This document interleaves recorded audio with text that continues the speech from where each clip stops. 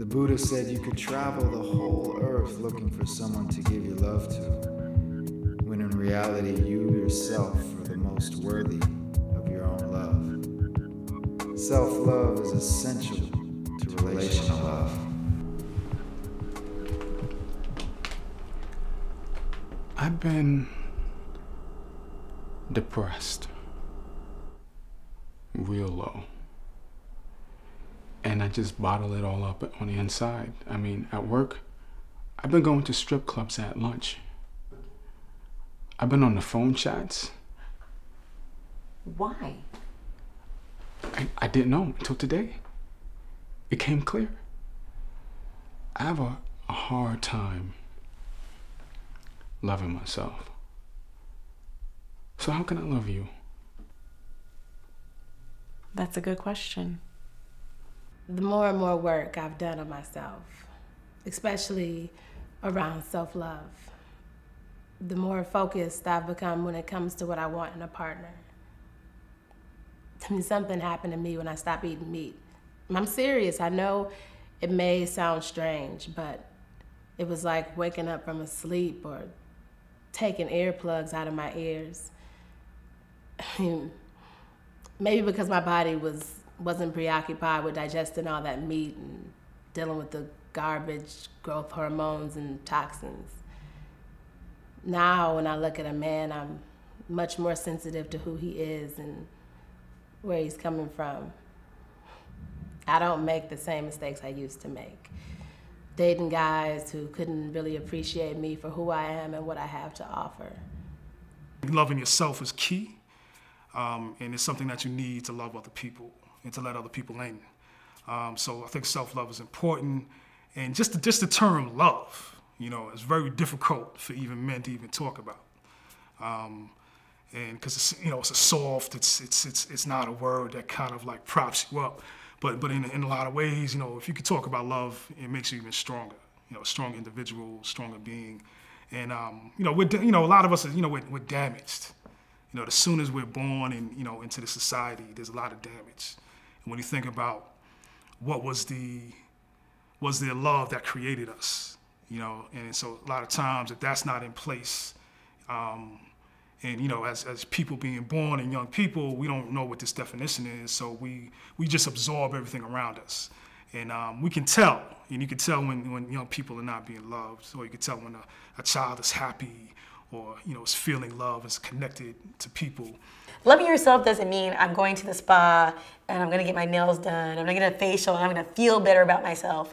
No, loving yourself means even when you've done something you made a mistake, you messed up, or you have a certain flaw, you're a procrastinator, or whatever your flaw is, that you accept it. Not saying that you don't try to work on it, but you accept it and don't say to yourself that because I am this, I am less deserving of X, Y, and Z. No, you accept that you have strengths and you have weaknesses and that you're trying to get better, but whatever it is, it's the whole package, it's who you are. It's part of you, and you know the things that you want to change, you work on and change, but you just accept where you are now at this moment in your skin. And I think if a lot of people did that, it would make it easier, because then you wouldn't need to front and profile and have the hottest girl at the club on your arm, even though you don't really like that person or feel a connection to her. You wouldn't feel the need to you know, I don't know, have a threesome with a guy because you think that's going to keep him, because you had a threesome and you didn't want to because you really are not into it.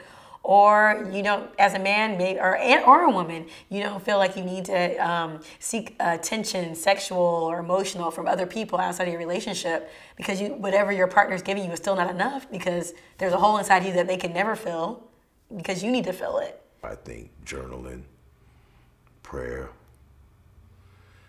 and positive reinforcement is critical with healing, because it's easy to be angry. It's so easy to be angry. Everyone's been on the receiving end on some wrong, but we all have made some mistakes ourselves, you know, but are you humble enough to admit to your own mistakes? Or are you so wrapped up in your own intelligence that you will intellectualize some actions that you did or someone else did? Starting with stillness is probably number one, and like doing something as small as like listening to your breath and clearing your mind, and like really like sort of investigating and taking a moment to think about, why am I feeling this, or where is this coming from? Like recognizing things as they come up, and you know, taking a look at them, assessing them, and like not being so judgmental to yourself too, I think is a big issue. Like people who might have had like a wild and crazy youth, then they're just so judgmental, so then they think, oh, I've got to like X, Y, or Z settle down in this way quickly. And they're getting so many, I guess, messages from growing up too. I think that's once you can silence all of that by your stillness, you'll move towards self-love. We don't think about all the things, you know, we deserve to do, you know, or handle or address or deal with in ourselves. And I think forgiving other people, you know, forgiving my father for not being around in my life, or, you know, forgiving my mother for acting out her hurt by men on me, you know, or, you know, forgiving some woman who judged me because she didn't see in me things that I wasn't ready to exhibit at the time anyway, you know, or forgive myself for not recognizing the God in me, you know, for missing my power and succumbing to fear or succumbing to conditions, you know, my conditioning or my habits or whatever. I have to forgive me and say, you know what happened? This is my issue. This is something I've done, but this is not me. This is just, you know, where I've been and what happened. And I, in every moment, have the opportunity to make another choice, or to, you know, to do it another way, or to, you know, undo the old by doing the new, you know, with intention.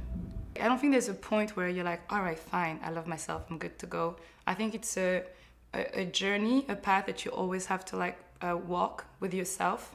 But being accepting of yourself means being forgiving of yourself, of your mistakes, understanding that there's no mistakes anyways. It's a lesson, so you have to take it positive, you have to take it on the chin. What I do is, I mean, I've made tremendous mistakes in my life, and sometimes I beat myself up for it, but I realize that by doing that, I'm not growing up. And the way to grow is to accept the change and the transformation that those lessons have brought to my life. And by doing that alone, I'm loving myself. Then there's the component about taking it easy. You know, I'm not perfect, accepting the fact that I would never be perfect, but I could be good in my skin, you know? And I can be good with what I have. So, and if there's something that I want more, to face myself in the mirror and say, okay, Jess, this is what you really want, and to just try to go for it. But I think until you have that kind of relationship with yourself, which is you have to be honest with yourself. I don't think you can be honest with somebody else. I think it's going to be just games, and it's just going to be a matter of like pretending to be somebody that you was never in the first place. And loving yourself, I think, is trying to be the person that you want to be. Maybe you would never be that person, but at least you have to try, you know? And that's giving you tremendous respect and love. That's what I think. If we're hurt as individuals, that hurt is going to be reflected in everything we do, even if we try to mask it or not.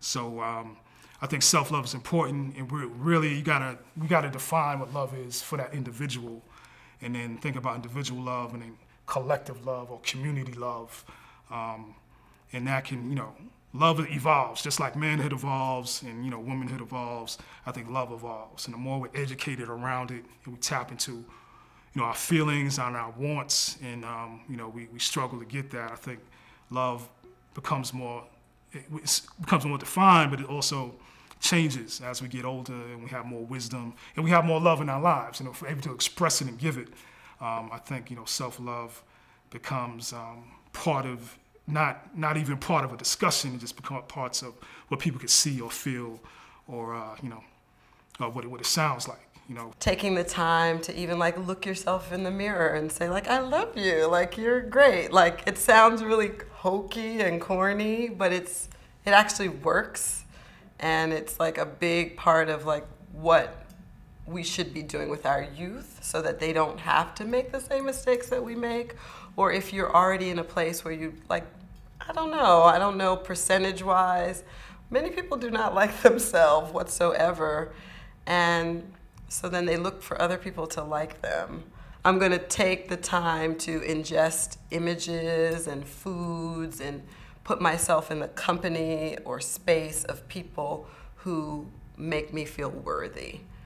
And then I'm gonna like challenge myself to silence that sort of monkey mind, or all those voices that go on and telling you that you're not worthy because you're this, that, or the other thing. That, you know, I mean, come on, we live in the West, right? And there's a lot about living in the West, especially as people of color, especially as people who may not be super wealthy, that sends us really negative self-image messages that we unfortunately listen to if we don't know any better. So no longer listening to those messages and creating some other more wholesome and healthy messages.